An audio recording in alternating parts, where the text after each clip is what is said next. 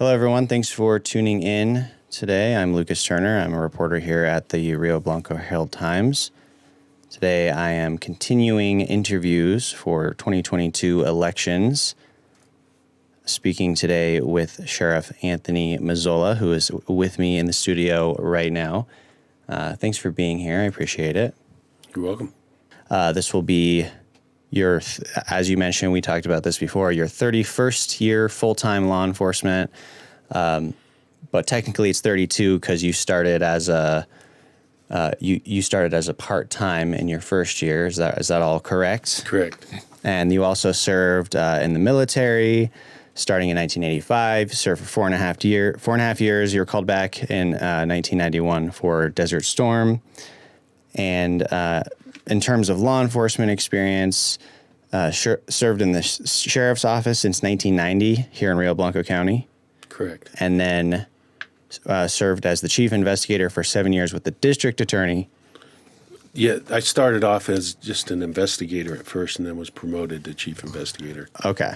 But you were working with the district attorney here and then was elected to serve as Rio Blanco County Sheriff in 2015. So this will be your 8th year as sheriff. Correct. And you're running for another 4 years. Correct. Okay. Well, thanks again for being here. You bet.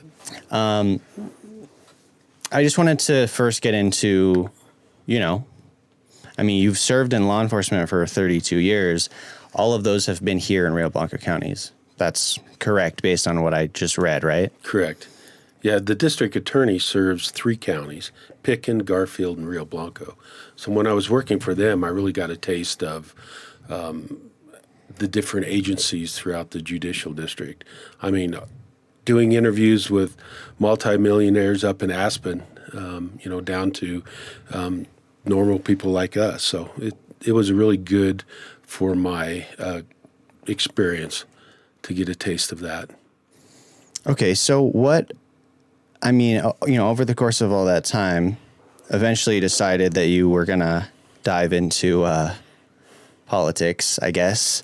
Obviously, it's still the same, it's still law enforcement, of course, but when you're running for sheriff, you actually have to run a campaign and do all the things associated with that, like, doing interviews with reporters.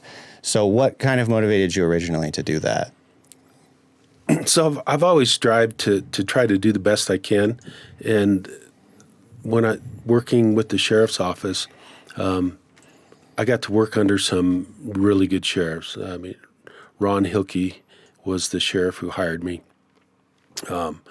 And I just loved how the office of the sheriff works, how they can serve people, and how they are accountable to the people, which gives us a little more latitude to be able to speak up on issues where some of the other law enforcement agency positions, you kind of have to toe what your board or your council has. Where the office of the sheriff, we can speak up on political issues,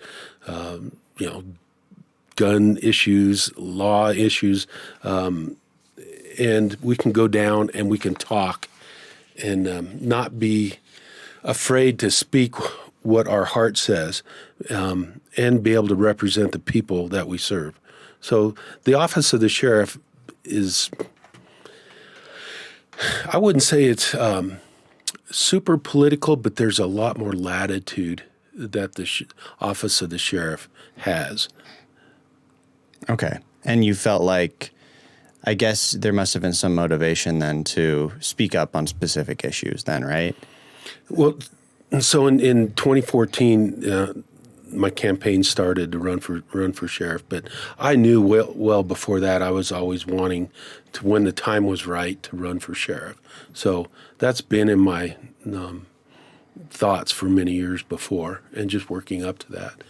And where the sheriff, where we're involved in wildland fires, search and rescue, the civil side of things, the sheriff is a diverse job. as compared to like State Patrol. They're pretty much tied to traffic, and that's pretty much all they do. They have some special units that are great, but the office of the sheriff was exciting for me, and that's why I chose to continue and try to become sheriff. And I was successful in 2015. And so it's been 8 years. How has your perspective shifted since then, or has it? Like that, I'm sure that's probably a pretty broad question, but are there any things that really stand out? Well, yeah, law enforcement has changed. I wouldn't say law enforcement, attitude towards law enforcement. Up until 2020, law enforcement was held in high regards. When COVID hit, and then all the anti-law enforcement movement out there really started to gain traction, that was a changing point. Because prior to that, law enforcement was always held in high regards in the public. And after that, it became tough. And it became harder to recruit, to hire people. So there was definitely a change. I would call that a societal change, and not so much in law enforcement.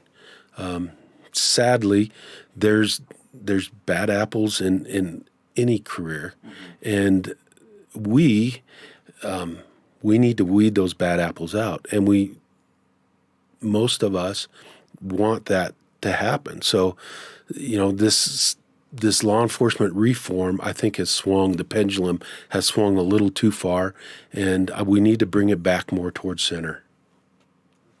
Okay, you and I have discussed this in the past, but I do think it's interesting, and I kind of want to use this as a segue into discussing rural law enforcement.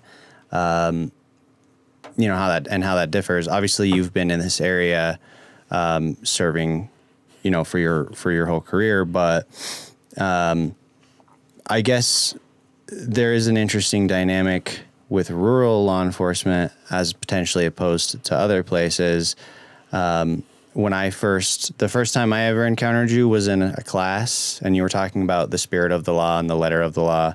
I guess my question is, like you mentioned, this law enforcement sentiment.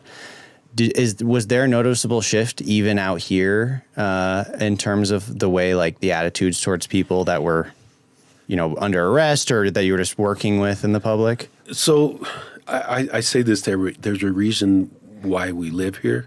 Yeah. We live here because this is a beautiful place to live.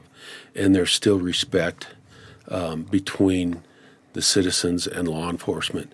So we get some of that, but nothing like, in talking with my peers, especially on the Front Range, what those guys have to deal with is the stuff that you see on the mainstream media.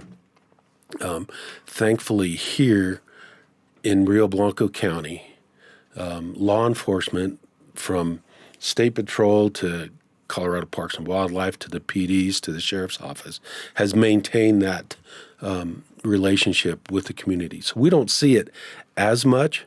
When we do make an arrest and somebody's not happy, they'll bring some of that stuff up, but we treat people with respect and dignity because we deal with them during their worst time of their life.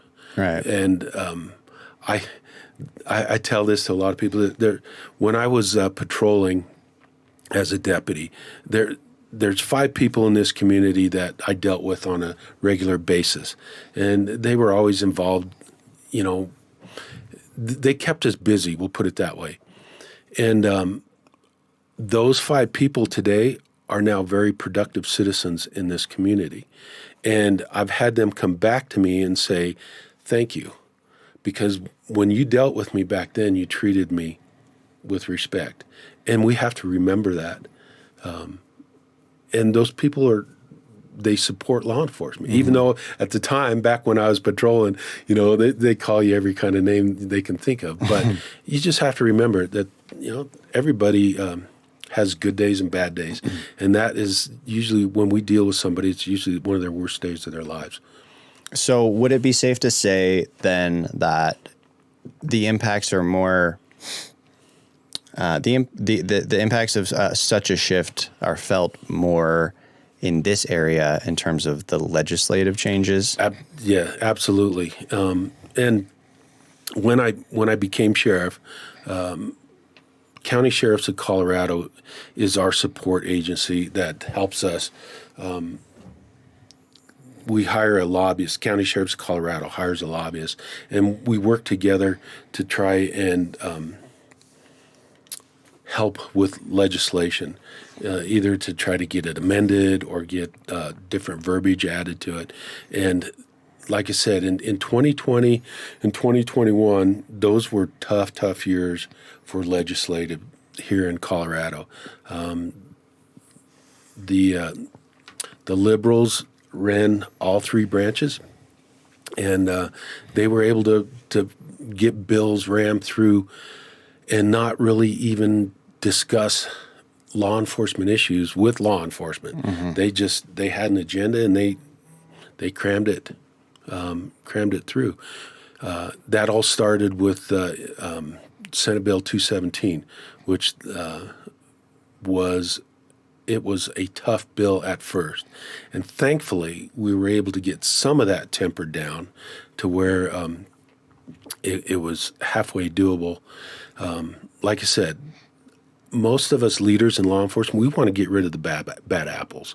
And they being the legislators, put these laws through without even discussing ramifications or unintended consequences. That was a result. And we're seeing that right now with it's hard to hire people, and it's really hard to hire young, brilliant people to come into this career. And because of legislation has made it onerous on law enforcement to serve. So that's the stuff if County Sheriffs of Colorado tries to talk to the legislators about. And when I became sheriff, I wanted to participate as much as I could. And eventually I got onto the board of directors for County Sheriffs of Colorado. And eventually this year I became president of the association. And it allows us, especially as president, I can get the rural voice heard, because if you look at legislation that passes, it's up and down that Front Range. The Front Range rules the state of Colorado. And what applies for the metro areas, the way they conduct law enforcement is really different than the way we do. I mean, number one, the sheriffs down there, they don't take calls. I literally take calls. I have to go out. Well, before this interview, I was down doing a car versus deer accident. So because we just don't have the resources like the front range does. But they're a metro type agencies. So we here are rural. We know almost everybody, and we can have a relationship where down on the Front Range, it's not that way. So law enforcement tactics and the way they operate are different than rural. And me being in this position, I can kind of get that voice out there. Okay. I know another legislative impact that we could talk about that can lead us into sort of what the big discussion is going to be relates to, I guess, revenue impacts, which as from my understanding is part of what motivated or at least instigated discussions about closing the jail here in Rio Blanco County. So could you talk about that, kind of like what led up to that closure? And I mean, we can get more into it. I have more questions, but since we're talking about the legislative side, I feel like that might be a good place to start. So it all comes down to the war on oil and gas. because Rio Blanco County, almost 80% of its revenue comes from oil and gas. So when that starts to decrease, services that the county can provide decreases. And I don't have the numbers off the top of my head, but talking with the budget director and with the commissioners, over these last 4 or 5 years, our revenues have declined. So we have been asked to present a budget that would address some of those declining revenues. When I first took office in 2015, the sheriff's office budget was plump. There were positions that I cut that first year. We had a patrol position that did nothing but patrol down Pians Creek. We had an investigator position, and I cut both of those. Plus, I cut a full-time position in the jail because we didn't need it. The call volume for an investigator was not there. We didn't need a dedicated person to patrol down Pians because the boom had bust, and so the volumes weren't there. So that was year one. I started making those cuts. Well, revenue kept declining, and to be fair, I was not asked in 2015 to make those cuts. I did those voluntarily because that's the way. I'm a fiscally conservative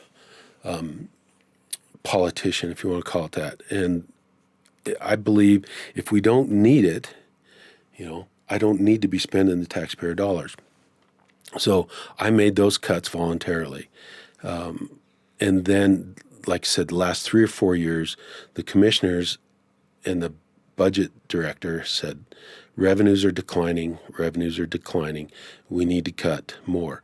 So I ended up cutting in a full-time patrol position, and that was year before last. And so this last year, when we were asked to present a budget, I started trying to figure out how can I meet these declining revenues without impacting service for citizens.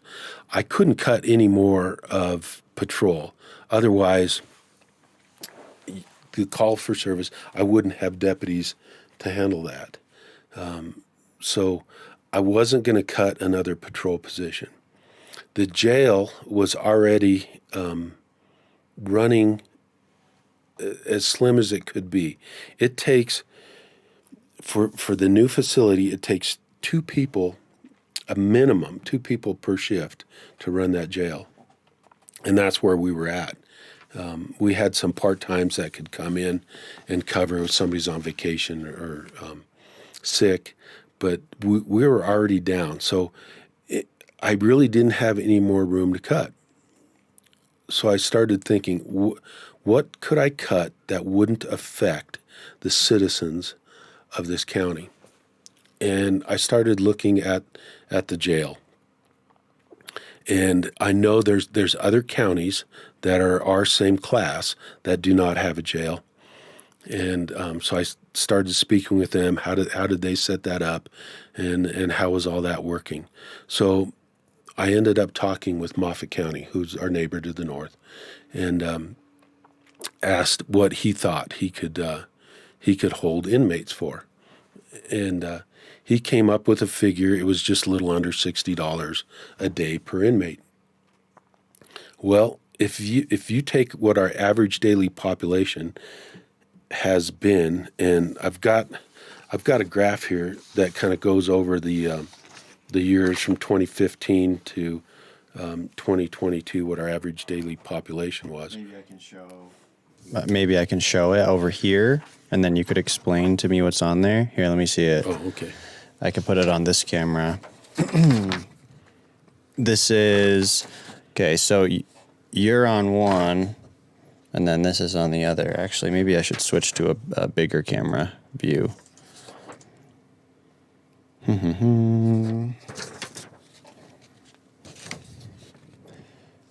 Okay. So So there's- explain to me what we're seeing here. So we're just going to talk about that top graph, average daily inmate population.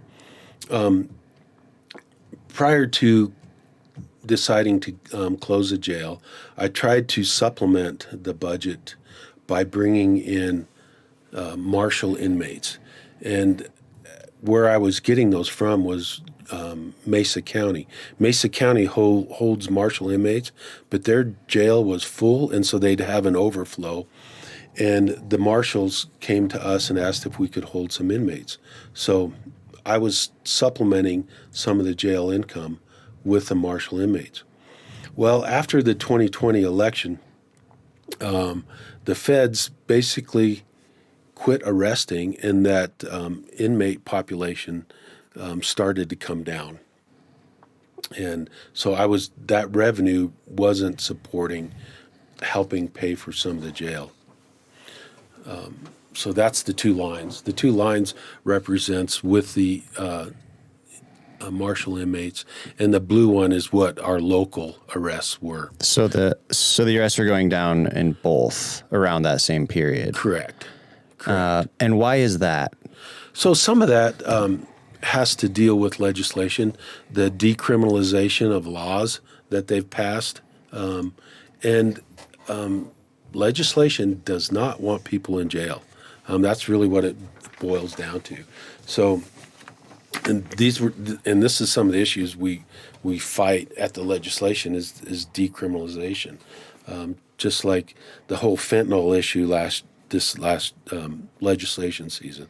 They did not want less than 4 ounces or 4 grams of fentanyl to be a felony. Well, it takes 0.02 grams of fentanyl to kill you. So we, as law enforcement, were fighting for that. We got a small win out of that because they did make it possession less than 4 grams being a felony, but you have to know that it was fentanyl in there. So any inmate or any suspect that gets arrested for that is going to say, I didn't know fentanyl was in there. Oh, right. So it really is almost a moot point. So you've got decriminalization happening, and so arrests are coming down. You got COVID with that hit, and then the jails were getting sued by the ACLU because COVID was going through the jails. So arrest standards were put in place, and it's like we're not going to accept certain arrests. Some of those were like DUIs. If you can release that person to a sober party, you don't need to bring them into jail and expose them or have them expose the rest of the population to COVID. So that's where a lot of arrests started going down. Those were the issues that started bringing it down. So here we have declining inmate population. We have declining revenues coming in from the county. And us electeds and department heads are tasked to try to put a budget together to meet those. And so, like I said, I ended up talking to Moffat County. Our budget for the jail has been running just a little over $1 million a year to run the jail. And that's pretty much bare bones, and that's not with some of the legislative unfunded legislative requirements that are coming down. So if you take our average daily population for 2021 was like 5, and you figure that what that's going to cost, and this is my next graph here. I can show you what it actually costs us per month to hold at Moffat County. So we started holding inmates in October of 2021. Moffat County started holding inmates. And so these are actual costs up until May. May isn't estimated because I haven't got the actual bill from Moffett County. But you can see what the actual costs are. The highest it been was just a little over $10,000 a month. So if you take $1 million, divide it by 12, that comes up roughly to like $84,000 a month to run that jail. And we're doing it for a lot less. The most, like I said, we had was a little over just a hair over $10,000 compared to $84,000. That's real dollar savings. And with my conservative views and with the minimal impact on the citizens of the county, because they want to, if somebody gets arrested, they just want to make sure that the person gets put in jail. Whether they sleep here in Meeker or up in Moffett County, I think is of no consequence to the citizens as long as they get arrested. Now, obviously, there were collateral effects, and this did create a slight impact on the law enforcement agencies in the county. So Meeker PD was probably the most impacted because they've never had to transport because the jail was right here in Meeker. Mm-hmm. I mean, it was a 2-minute transport. So if for them, that was the biggest because that'd be an hour up there and an hour back. But we work together with Meeker PD. When they make an arrest, they'll call us and say, hey, have you got a deputy free? Can you run him up to Moffett County? And if we got somebody free, we'll run them up there. Rangeley, ever since I've been doing law enforcement, has always had to transport from Rangeley to Meeker.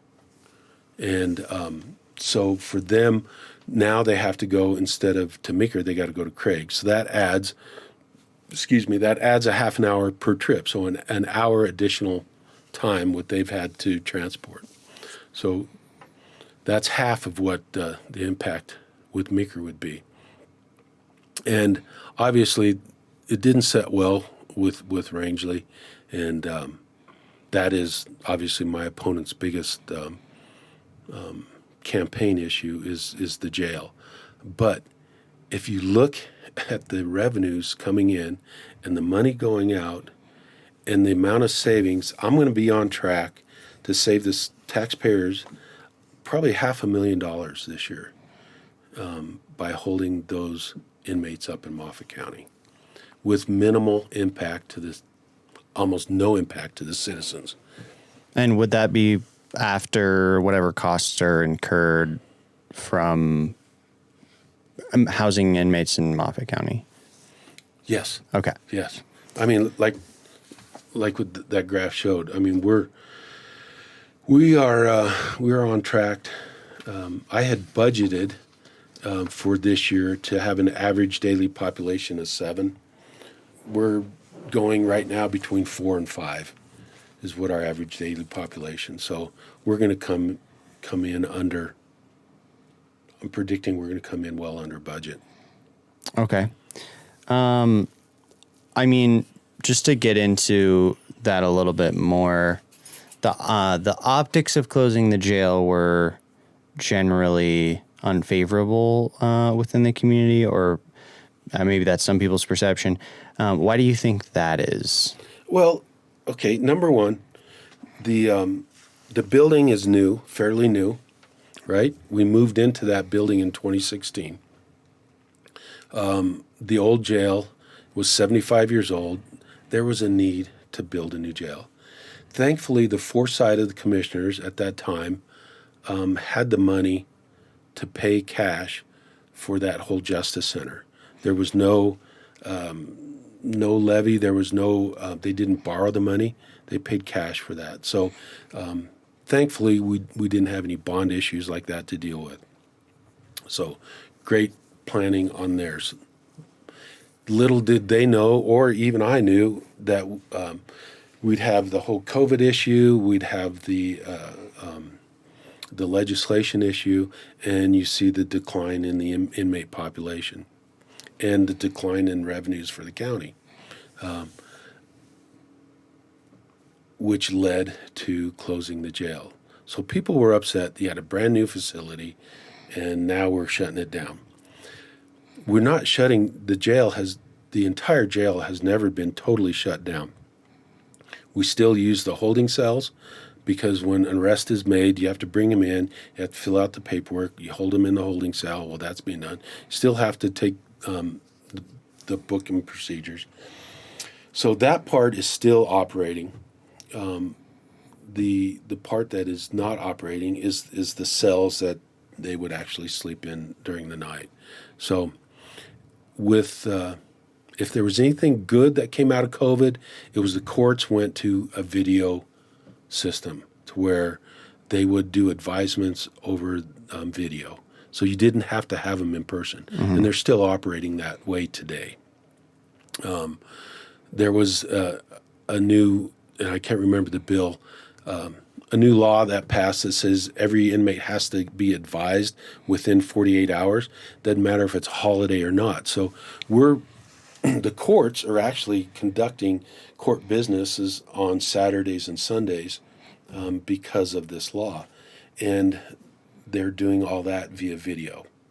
So we don't have to transport when the inmates are up in Craig. We don't have to run them back and forth to Meeker because they can do everything via video. So that was, if there was a blessing that came out of that, that was one. So that saves us money there.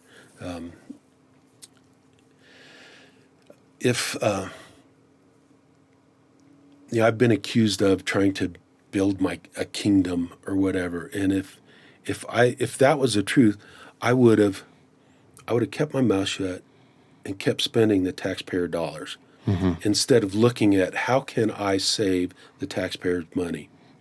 I knew it was going to be an unpopular decision, but it was the right decision because the impact on the citizens was very, very minimal, if any. It did, like I said earlier, it did impact the law enforcement agencies because they had to drive up to Craig now. But it was the right thing to do. And we're going to, like I said, we're going to be able to save almost $500,000. So I can do the same thing for half the amount. That's, to me, makes sense. Speaking of the new facility, I guess you mentioned that it's, fairly new. It is sitting there. The county owns it based on what you said. There have been discussions around what to do with that facility instead of just, leaving it. Obviously, it hasn't been very long since all of this happened, so nothing's really happened yet. But there have been discussions around what to do with that facility. Could you talk a little bit more about that? You bet. So what I think makes sense to all of us who have kind of sat around the table to figure out what are we going to do with this is to come up with a training facility and use it as a training facility. We have already been using it as a training facility more for ourselves and other law enforcement agencies in the county. So we'll come in and we'll use that building for training, doing like dynamic entries into rooms and so on. So we are using that. County Sheriffs of Colorado does a detentions academy, a 2-week detentions academy. And I'm working with them to get them to have that academy up here so we can actually take the students and run them through the jail and actually be able to operate a jail. So that we're looking at. We are in the process of getting grants to where we can bring in some video equipment and do this virtual training, like 300-degree type training. And we've got a room in the jail that we can set that up as. The communications department within the county can set up a small tower inside one of those rooms, inside the rec room, and use that to train to do rescues off of towers, because they have to climb towers. And so they want to bring that. When was it? A week ago, I got a call from one of the commissioners saying that our grant has made it through one step. So it's progressing, and it's a little over $300,000 that we're asking for. So if we get that, the building's going to be put to use. Another question that I don't know if you're going to ask me this, but I've been asked a lot, is like, would you ever reopen the jail? Absolutely. When it becomes cost prohibitive to hold the inmates up in Moffett County, we should open the jail. So I don't ever want to make that building go away as a jail, because someday we might need it. But right now, with the situation that the county's in, with the revenue declining, I think this is a fiscally responsible move to do. Okay, and there are plans, or there are things in the work potentially to fill up that space in the meantime, that I'm assuming could potentially generate revenue or maybe bring people to the county. Okay, interesting. Well, there's another sort of related subject, kind of related. Speaking of plans for the jail, in terms of other plans, what plans do you have for dispatch? It's, from my understanding, it's unusual for a county to have two dispatch centers and two. Last time I didn't know what this meant either, and I already forgot. PSAPs. PSAP. What is that? It is the point where all the 911 calls come into. Okay. So yeah, I mean, like, what are your thoughts on that? What do you think needs to happen, or if anything needs to happen in regards to these, like, two separate systems, and then dispatch in general has been a hot topic in the past. So you do have any thoughts on that? Obviously, a couple years ago, it was brought up of possibly closing our dispatch center. And that was met with a loud, resounding no from the public. The public does not want this dispatch center to go away. That's why I looked at the jail instead of the dispatch center, because I knew at least what the public wanted. And plus, with the jail, I could actually save more money by the jail than dispatch. So, is it odd that a county this size has two dispatch centers? It is. Rangeley has decided to keep their dispatch center, and we've decided to keep our dispatch center. We have moving into this facility has gave us the opportunity to upgrade our dispatch center, and we are really very current and up to date with technology and what dispatch centers can do. So we're in the process right now of getting a new CAD, computer-aided dispatch software, and RMS, records management system. We're in the process of getting all that implemented this year. So we're going to be top-notch in that.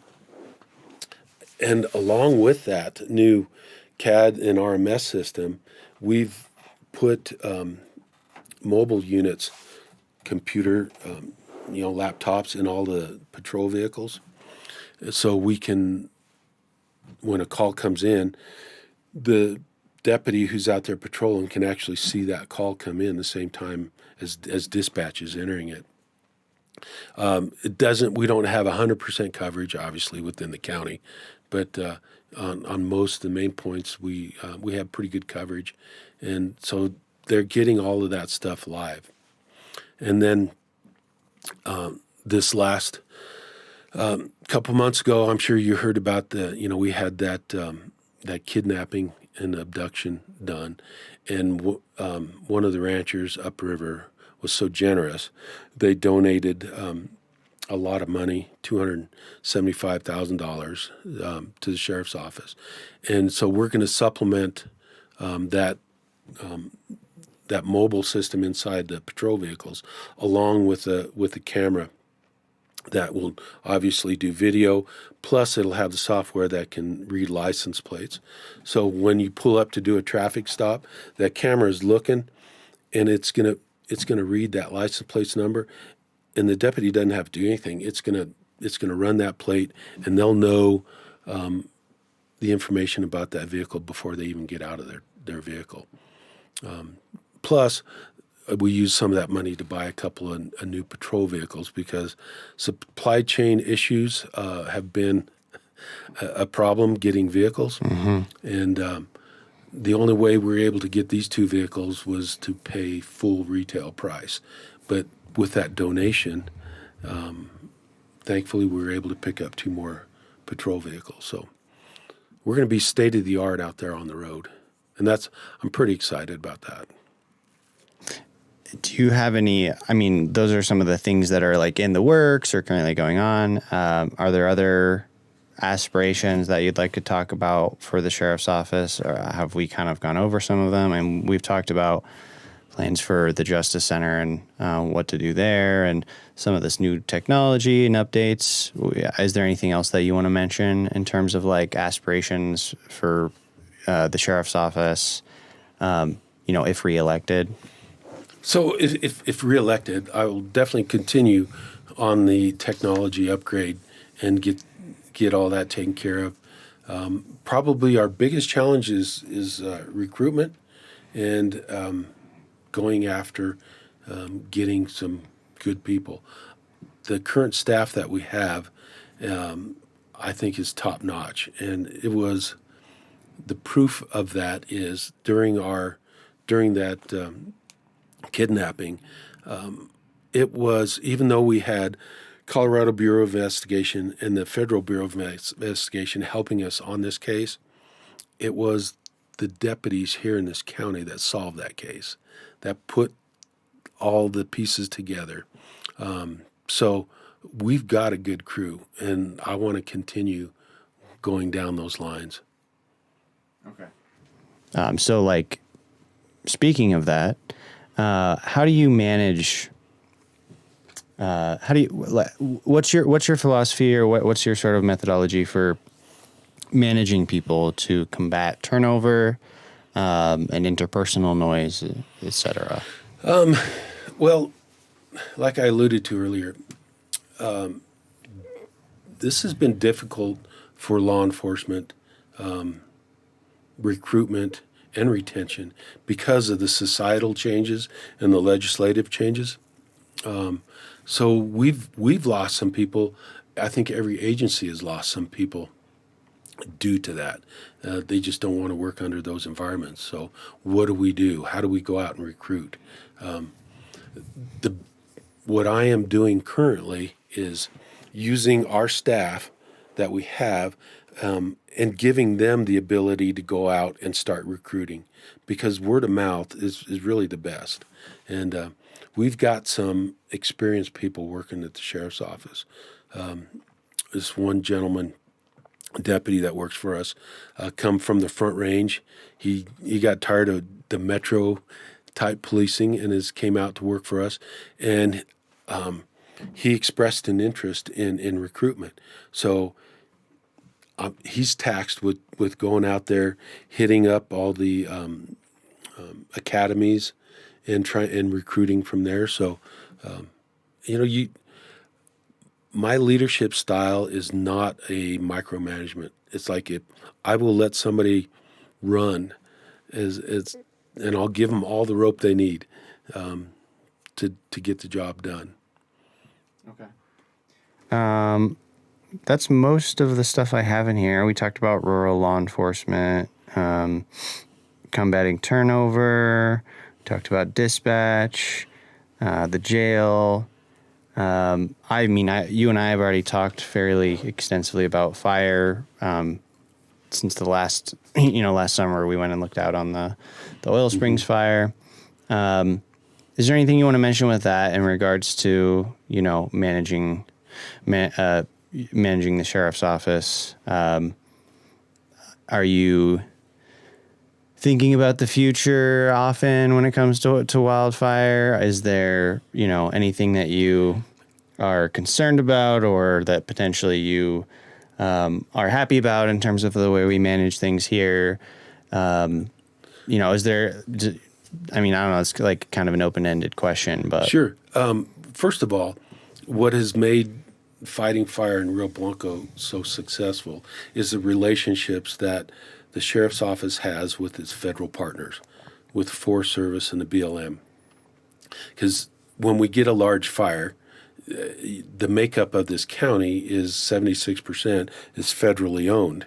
So the likelihood of a large fire impacting federal lands is huge. And those guys come with the big checkbook. Now, they don't expect to pay for everything. So when a fire happens, you enter into a negotiation, and every fire is different. And if we can work with them and assist them to help pay for some of that, and it doesn't have to be so much in cash. It's like we'll let you use the fairgrounds down here, and you can set up your command center there. We won't charge you anything for it. So it's like in-kind donation, I guess you would call that. So that having that kind of relationship to be able to work those kind of agreements out is huge. And that saves Rio Blanco County's taxpayers a lot of dollars. Because if you work together with them, they're going to help us out. So the feds are a big part of that. The state is a big part of that. DFPC, which is the state's fire protection agency, they are, and this year there was a lot of bills passed that will bolster that division up. And so I think the state is going to play more of a role. They bought a couple of helicopters that will make available to us, because a lot of our, as you know, the terrain around here is tough to get to, and helicopters are a great resource. So state's going to play a bigger role in this as well, just because the fires are large and expensive, and counties like us, we can't afford it. So the state has a long-term plan in effect, and they're slowly working towards that, and to make it to where they can respond and help more often. That's pretty much all I had. If there's anything else that you want to go over, if you have any final thoughts, feel free to to mention anything. But otherwise, I appreciate your time. Good luck, and thank you for what you do for the county. Yeah, you're welcome. It's been a pleasure. And if anybody has any questions, you can stop by the sheriff's office, or you can give me a call there, or my email, Mazzola@live.com. That's my personal email. You're more than welcome to give me a shout. Appreciate it.